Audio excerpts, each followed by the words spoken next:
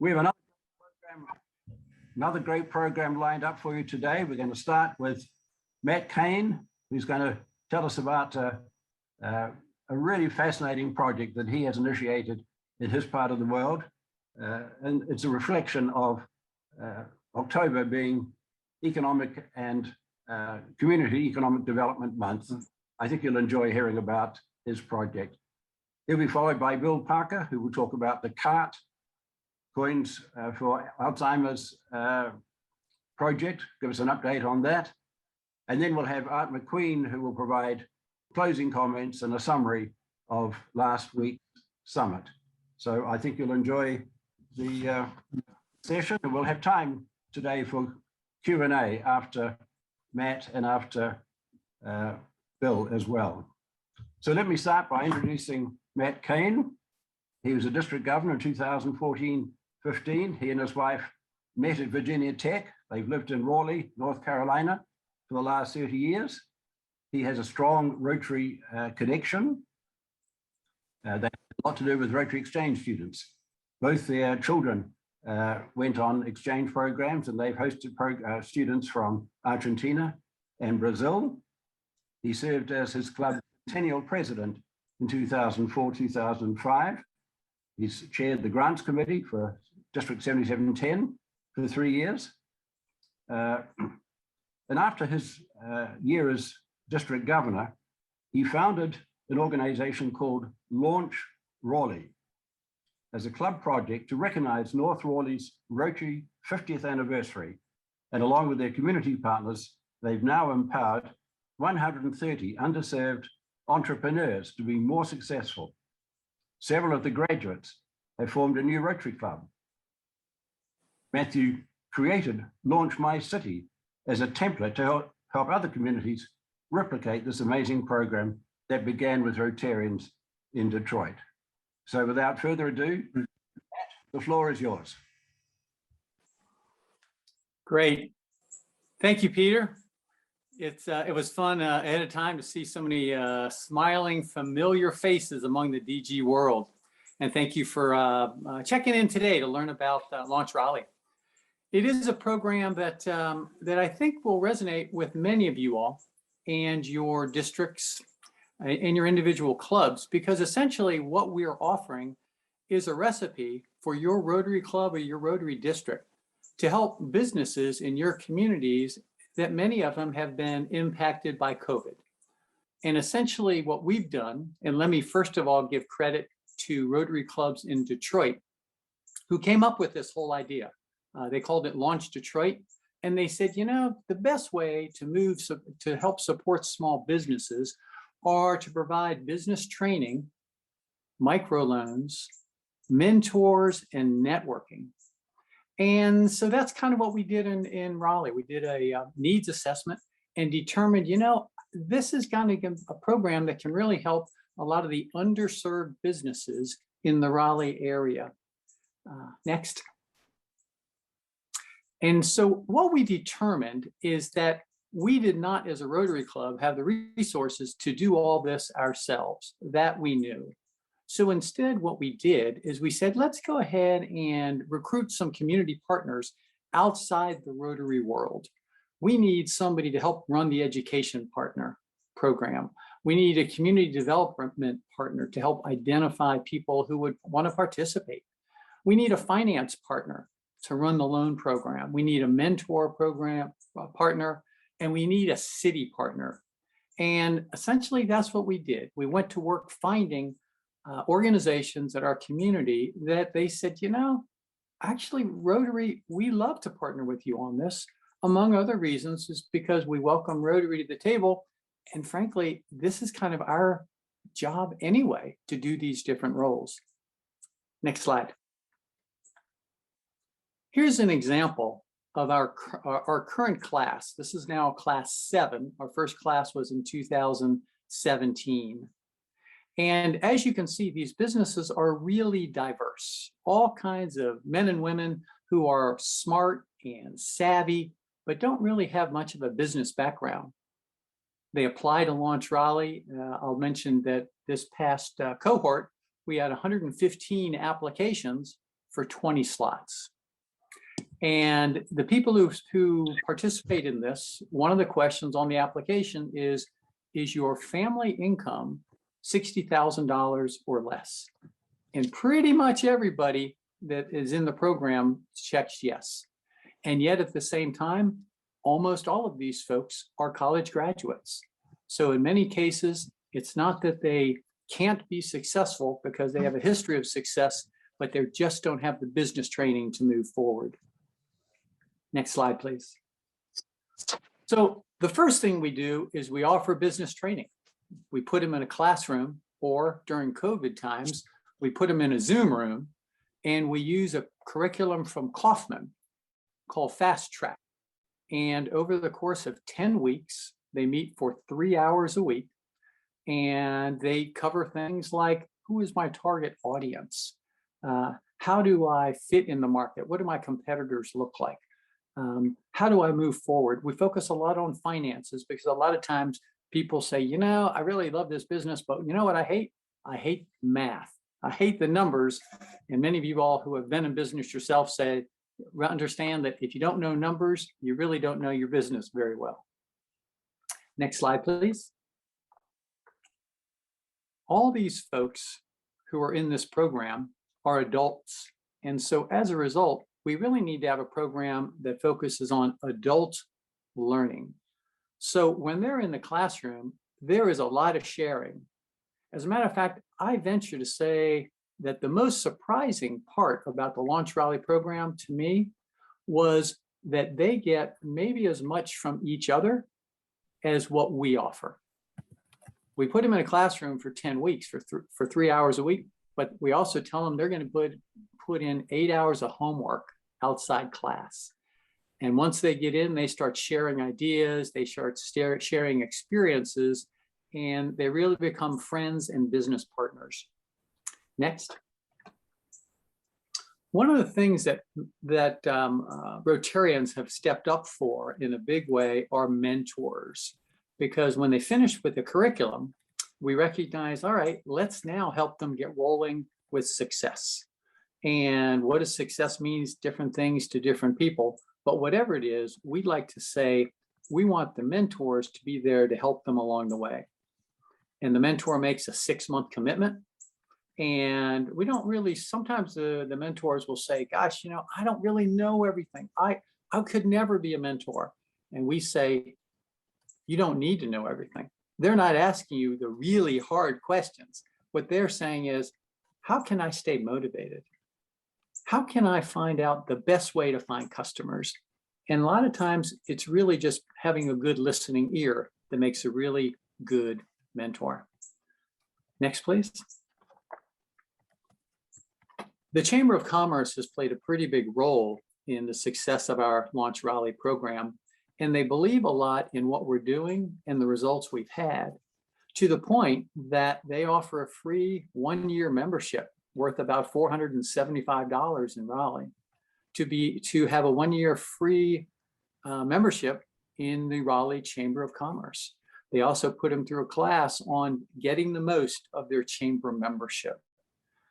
Another thing that is networking is 2 co-working spaces near us have recognized again the value of having these men and women who've gone through this education program and said, you know, I'd love to invite them to my co-working space. And they give them 90 days free at each of 2 different co-working spaces to allow them to check out the space, see if it's something they'd like to partner with in the future.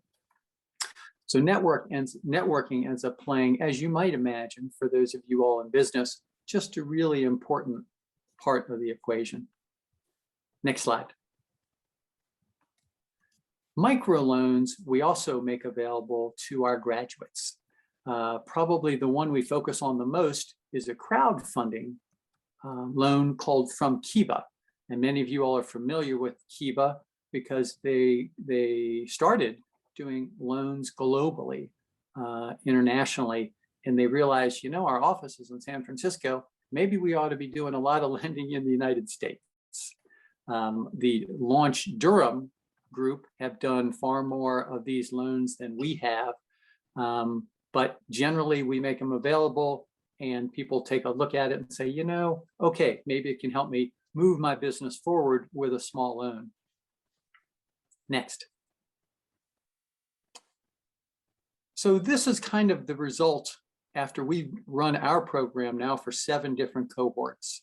A lot of other programs and cities, including Johnston County, where Lee Hudson lives, he's on this call, in Clayton, a lot of them have seen what we've done and they said, you know, I think our community needs that same thing.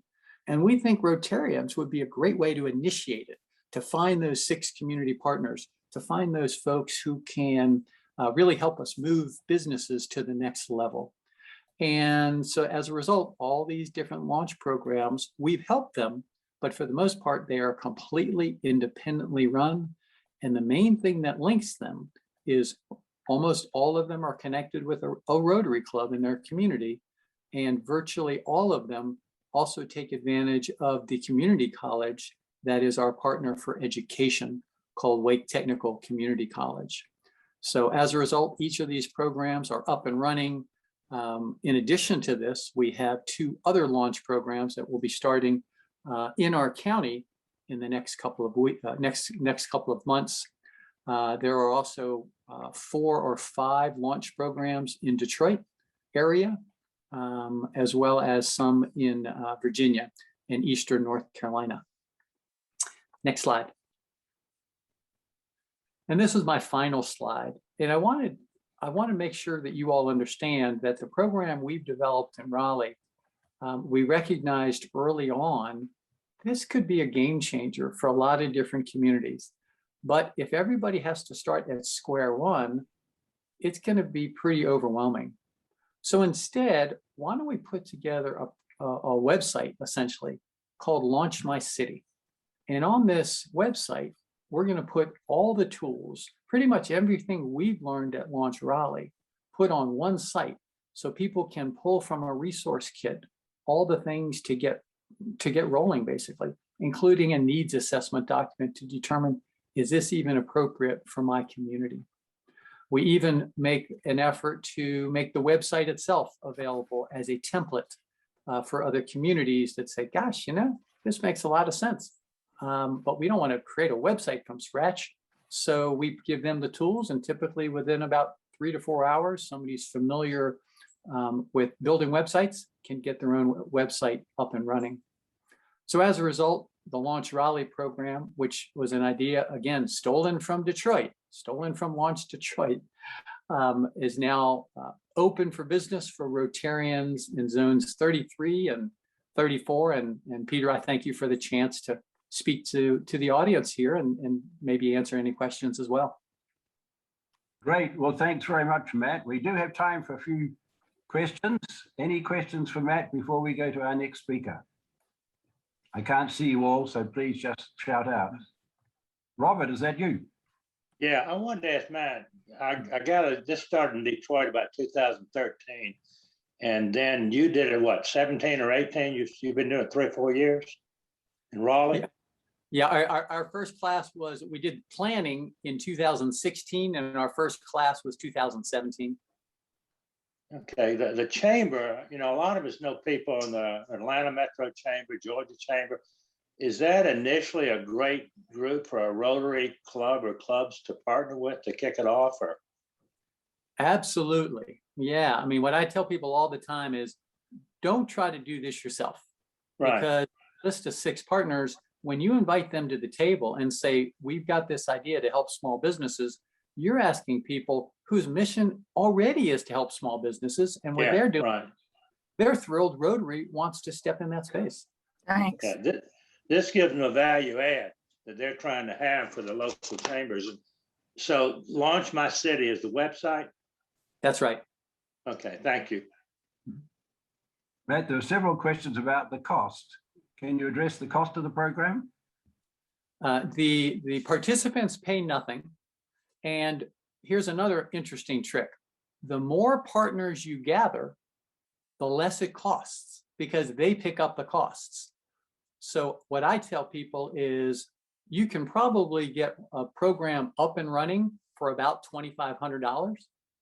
but you could also spend $8,000 on that same program if you don't recruit partners. And if you have to pay your own facilitator, if you have to pay for all the food, because we usually provide a meal in advance of each of the 10 classes.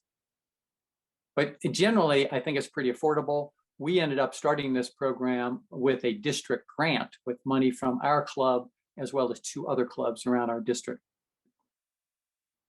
One final question from Stephanie. Did you have to pay for the Kaufman educational program? Nope, it is entirely free. Kaufman program is entirely free.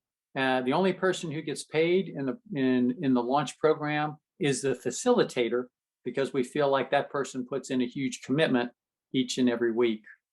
So yeah, well, I will say this, and it's on the Launch My City site. We have now moved, at least for Launch Raleigh, we're exploring a different curriculum called Live Plan, LIVEPLAN, Live Plan. And it is an extraordinary resource for small businesses. Great. Well, thank you, Matt. This is a fabulous project, and I encourage everybody to go online or to get in touch with Matt for more details. So now we need to move to our next speaker, and let me hand over to Jeremy, who's going to introduce Bill Parker. Thanks, Peter, and thanks, Matt. That amazing program, and a great way of expanding our reach as well to a more diverse community and getting our message out, possibly growing Rotary. So phenomenal job. So as Peter said, it's now my pleasure to introduce Mr. Bill Parker for an update on the CART program. Bill is based in Asheville, beautiful Asheville, North Carolina. Went to Pepperdine University as a senior systems analyst as a defense contractor on mission critical control and control communication systems for most of his working life. He's a past district governor from District 7670, 2012-13 class, as well as a regional coordinator, the Rotary Leadership Institute for Zone 33, and the Mid-Atlantic Division Rotary Leadership Institute events manager. He is here today in his capacity as president for Coins for Alzheimer's Research Trust, CART as we know it. So Bill, over to you. Okay, I'm trying to bring up those slides. What am I missing here? Go to the bottom to share screen. Got it. We got it. Can everybody see this? You're not sharing Not yet. yet. Not yet. No.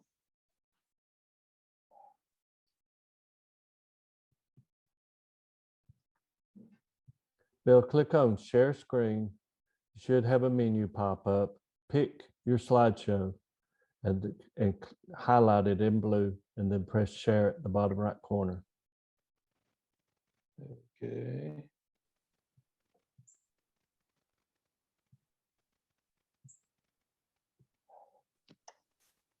Bear with me here.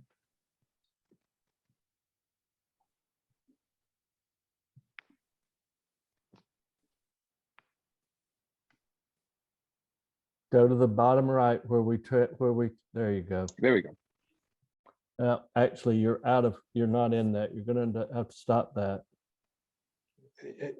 Are we good now? No, you're in coach mode. So you've got to get out, stop that slideshow, and do it like we rehearsed before the meeting. Go to the bottom. Should be able to press escape. Okay. Share screen. Okay. Pick your slideshow and press share. Okay. All right, go to the bottom right where we rehearsed it and click on the there you go. All right, we good now? We're good now. I apologize. My name is Bill Parker, and I'd like to speak to you today about the Coins for Alzheimer's Research Trust.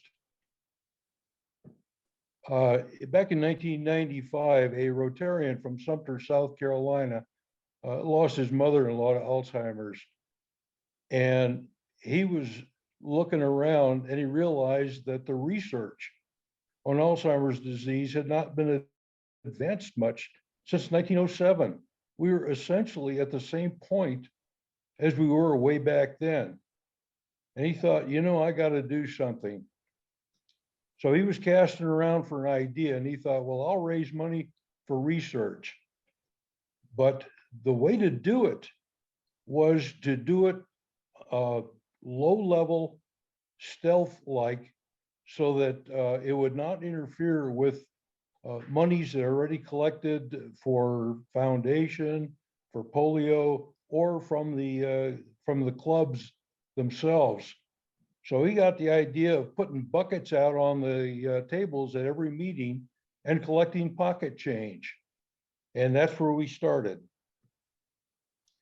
First of all, I want to talk to you a few minutes about Alzheimer's disease. The characteristics are plaques and tangles. Plaques are clumps of sticky protein that normally are cleared when we sleep at night.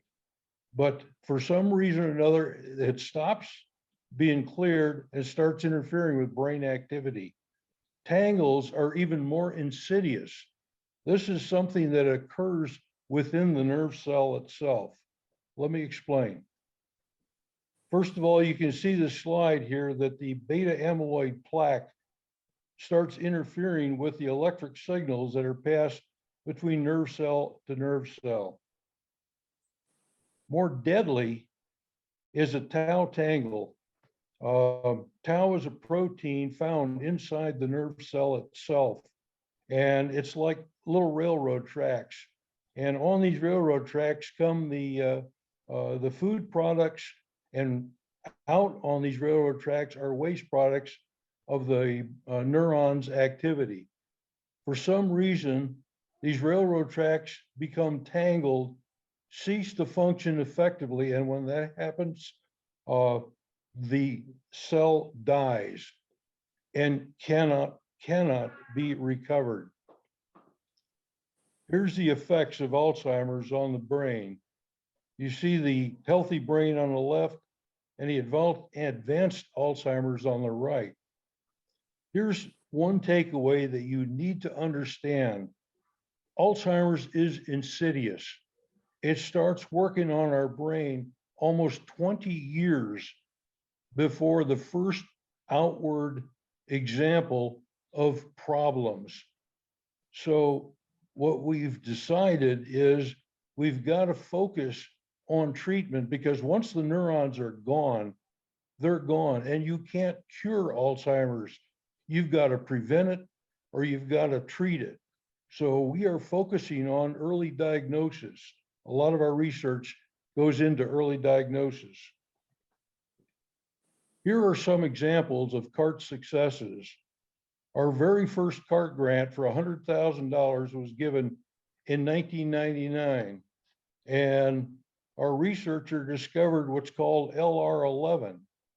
It's a gene mutation that is a known risk factor for late onset Alzheimer's in any ethnic group across the world.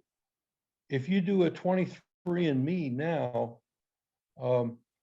you get something back called APOE 2, 3, or 4.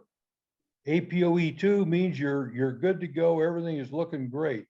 APO 3 is a caution, a yellow light.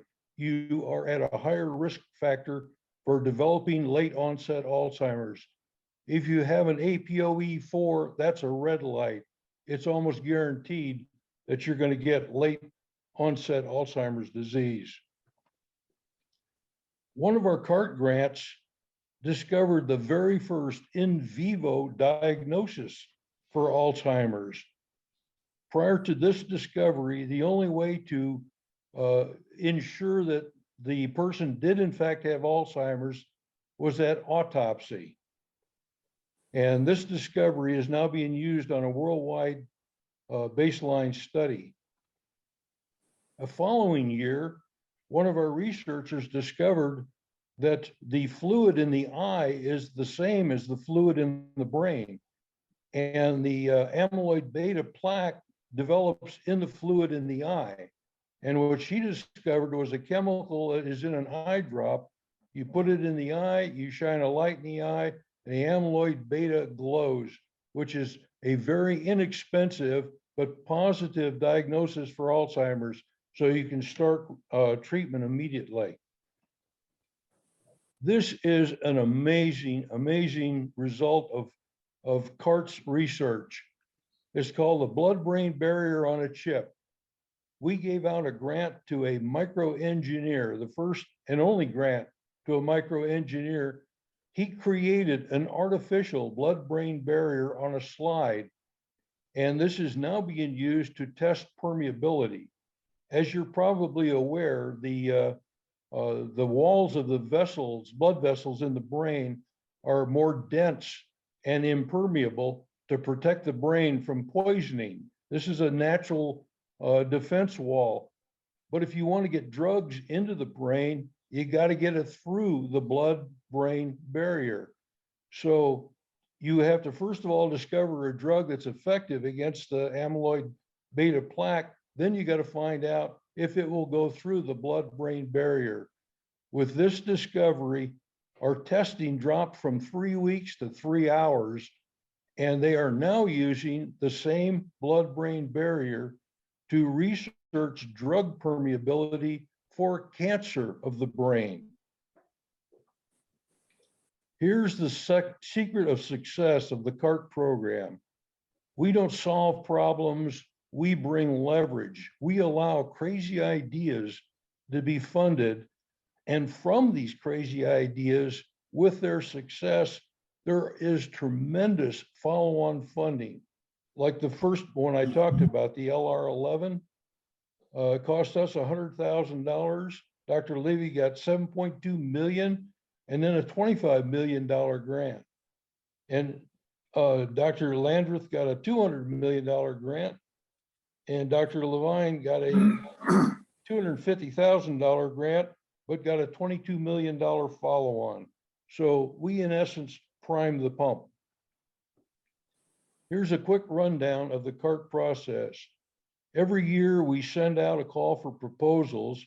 We get letters of intent, up to 75.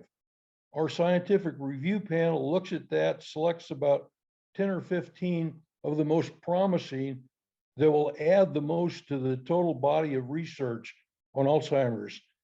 And they then go out and request a full proposal. The full proposals come in, the scientific review panel makes recommendations, the CART executive committee selects the winners, and in May of every year, we announce the grants. CART today is spread throughout most of zone 33, 34, and we have one CART district in zone 30. So we're getting out there. Plus we have CART clubs all over the world. As of May of this year, we've issued 61 grants totaling $10.2 million, all from pocket change. And the important thing to remember is 100% of all donations go to research. That's in our bylaws. A quick bit of information about CART clubs and CART districts. All the club has to do is say, we want to be a CART club, have the club members vote on it, and start collecting money and sending it in. If you want to be a CART district, your clubs have to vote that they want to be a CART district. And usually that's when 50 or 60% of the district's clubs are CART clubs.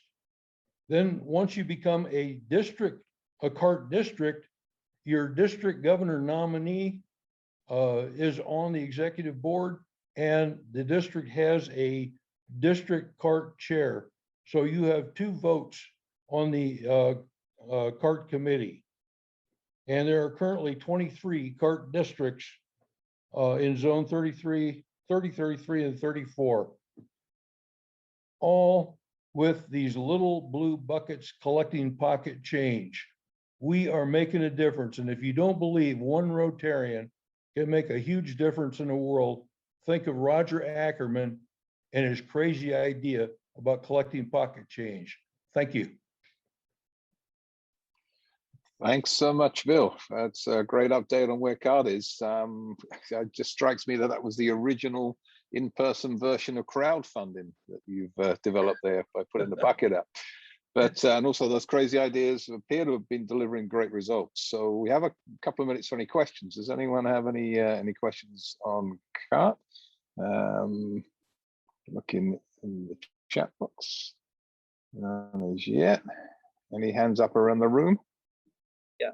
Has there been any drop in the funding due to the fact that people aren't carrying change much anymore? Or is it maybe gone up because they're putting dollar bills in instead? Well, I'll tell you, you talk about serendipity. We developed something called the CART donor portal.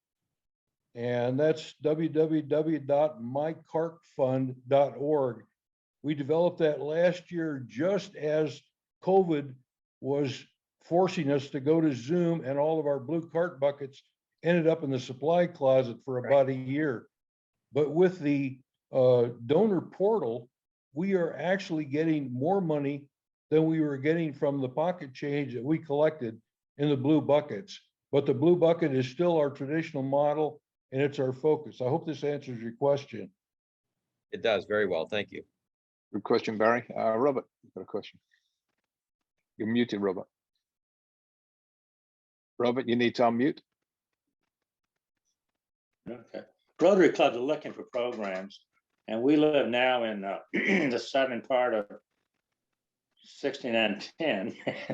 And Charlene has spoken to 3 of the clubs and speaking to another one this Thursday, and out of 5 clubs. And in the first one, everybody, number one, Charlene starts off with, do you know anybody? Is anybody that does not know somebody with Alzheimer's? Nobody raises their hand. She's talked to district conferences of 600 people. Nobody raises their hand. And what happens is you get a passionate Rotarian who's passionate about CART, could be passionate about something else. In one of the clubs up here she spoke to, about a 70-member club, the guy had, after the meeting, after she gave the presentation, had people tell about an experience. So this guy talked about an experience, and he said, I'd like to give $100. Another woman stands up, I'd like to speak about my experience, and gives $100. Well, I had a $10 bill out. I was ready to give. Charlene says, put that up and get your 100 out.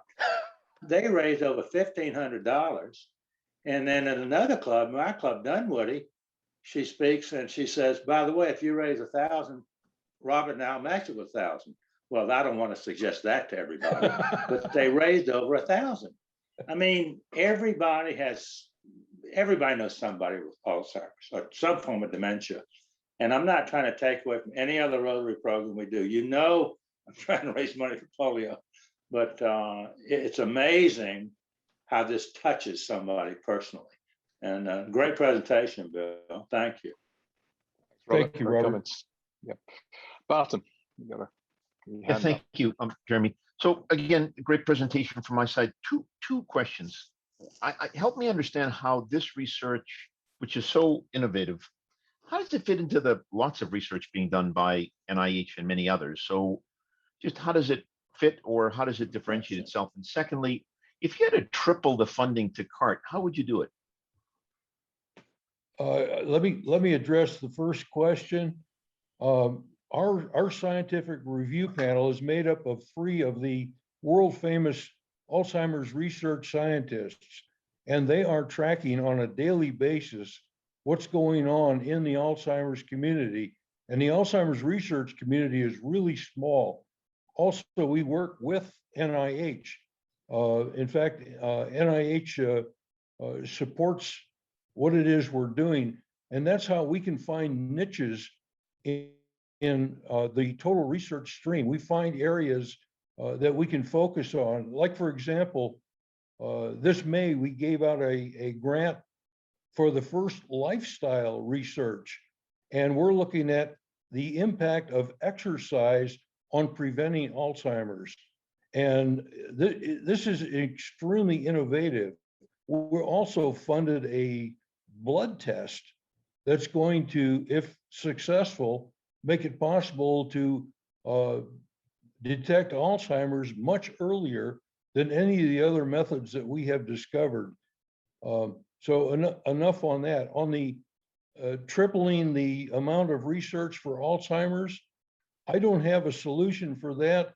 The last thing that CART wants to do is become bigger than some of the other programs that the clubs are dealing with. We try and, as I said at the beginning, we try and stay under the radar and just easily collect money for CART for research without interfering with the club's normal fundraising programs. And we do not see ourselves as a challenge to taking funding away from Foundation or Polio Plus or grants or anything like that. We exist on our own. The way we grow is we expand, we get more clubs involved, and then the money starts flowing in. So I don't know if that answers your question, but that's pretty much our point at this time. Thanks, Bill. Great questions, everybody. We're running a little tight on time, so I'm now going to pass over to Director Peter again to introduce the final segment. Well, the next to final segment is past District Governor Art McQueen. There's nobody in either Zone 33 or 34 who's not very familiar with Art McQueen. He has recently completed a very successful chairmanship of the Naples Summit, and I'd like to invite Art to give a few words on his impressions of how the summit was perceived. Art, please. Thank you, Peter. And I'm quite sure that there's people on this fans. So we had a great time in Naples. We started with masks, which was a big concern for a lot of people. And I'll admit to you that as the week wore on and the adult beverages flowed, that guard came down a bit. The photographs are not necessarily representative of the mask wearing because we took them off most of the time when we were going to get our picture taken. It did show there's no substitute for fellowship. We've managed to get through a lot of the learning processes, but fellowship on a 21-inch monitor or smaller just ain't making it because boy, people had a blast. We did surveys. We always do surveys, as I'm sure most of you know.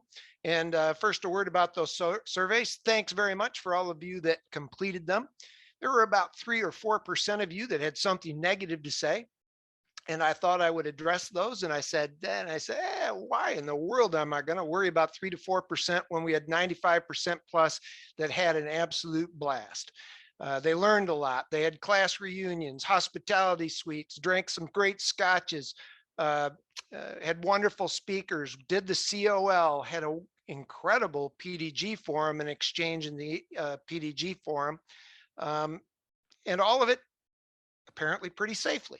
A couple of things I will speak to with regard to the speakers, the surveys. Nope, we didn't have a dance floor. Conscious decision. We thought, we're putting 6 people at rounds that were made for 10s for a reason. We put 350 people in a room for 1,100 for a reason. And I thought that crowding a bunch of people onto a dance floor might happen organically, but it wasn't something that we could promote in that fashion. A couple of you didn't like the pipe and drum band. I'm a little curious on this one. I've got to admit, it was made up of a bunch of policemen and firemen, and their name was Guns and Hoses. How does it get any better than that, right? But it just shows you that we're not going to get it right all the time. Huge props to the executive committee and the over 100 of you all that volunteered to make it happen. It always takes an army to put these things on, and a lot of people stepped up. Can't thank you enough. We packed a bunch of literacy supplies and toys for an area in need in that 6960 district. We also packed 80,000 meals.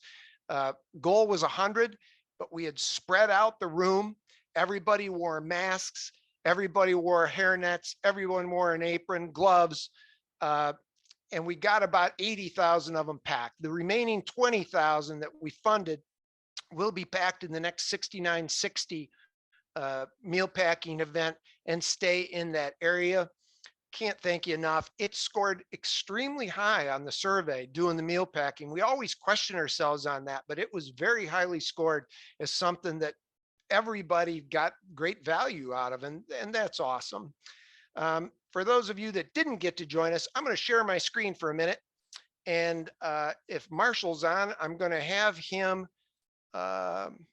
share the address of this. So I hope you can see this. You've already heard there was a little dancing going on. I will tell you that our president-elect is a pretty good dancer apparently and has some rhythm. But then I got to scroll down a little bit and you're going to see someone else dancing. Oh, where is he? Oh, I can't find him. But anyway, on this website, you're going to see Peter dancing. You're probably going to find a picture of Jeremy dancing. And I'm going to tell you that gift of rhythm is very limited amongst us, apparently. But it did raise a lot of cash. These guys were so bad at it that their classes actually started giving money to the foundation. I thought it was to get them to stop. It wasn't. It was to get them to go on stage and to do it. You saw that Facebook went down. We're pretty sure it was because of us, because we had a social wall going. And the social wall's got tons of awesome pictures on it and some videos. And we'll share this link with you to this website, as I said. Marshall, if you're on, please throw it into the chat box.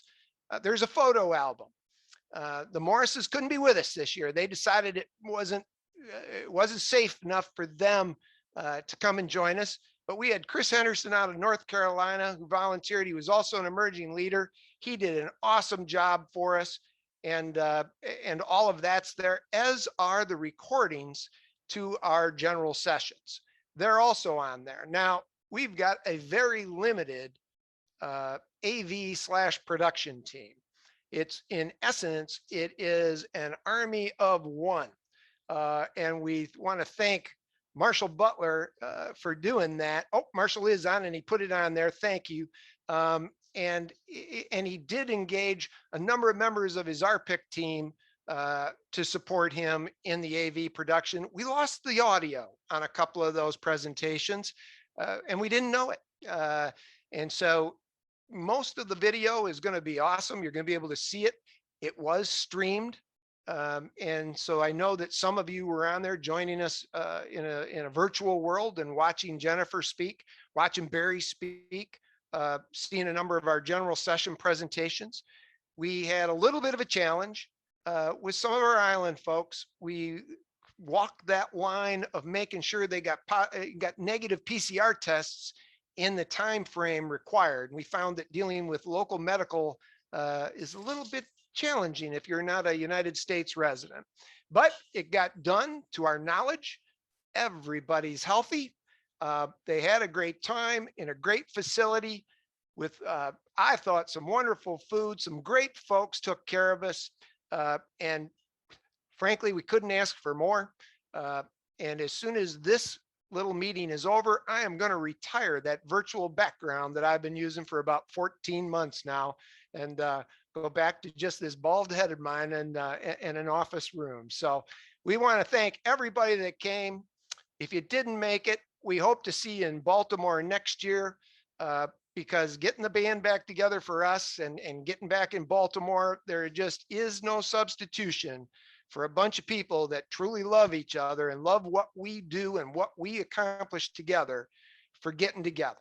And Peter, myself, the rest of the executive team can't thank you enough. Thank you so much.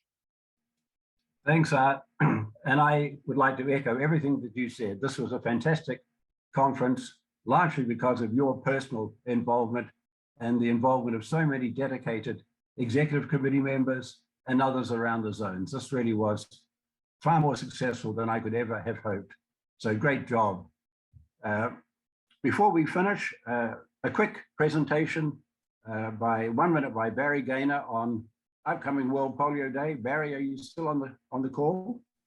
I am, and thank you, Peter. I will make this brief. As many of you saw at the Zone Summit, we had a gentleman there who was taking photographs for people that will be sent to the moon. And he has a plan which I've sent out to all the Zone 34 DGs for a Polio Day, wherein the clubs would take a collection, take a group photo of their collections, and then send that to Dave Vandevelde, who is the person who's doing this. And I sent the instructions to do that. So it's a great fun way to just have everybody get together and raise some money for polio. So I hope you'll join us in that. Thanks, Barry. Good contribution. Finally, on a bit of a sad note, I'd like you all to say a prayer for John Capps. Many of you will know John Capps. He is an icon, not just in our zones, but all around the Rotary world. Irrepressible, indomitable. He's not having an easy time. He's in hospice care. Those of you who know him, please send him a note, reach out in some way. He'd love to hear from you. He is Mr. Rotary through and through. Yeah. I didn't realize that his father was a Rotarian, and I think goes back even further than that. So prayers and thoughts to John Capps and his family. With that, we've come to the end of another really good Zoomformation call. I thank you all for joining in. Our next call will be on November the 1st. We'll get back into a regular routine of 1 o'clock on the first Monday of the month. The focus will be on, surprise, surprise, the Rotary Foundation.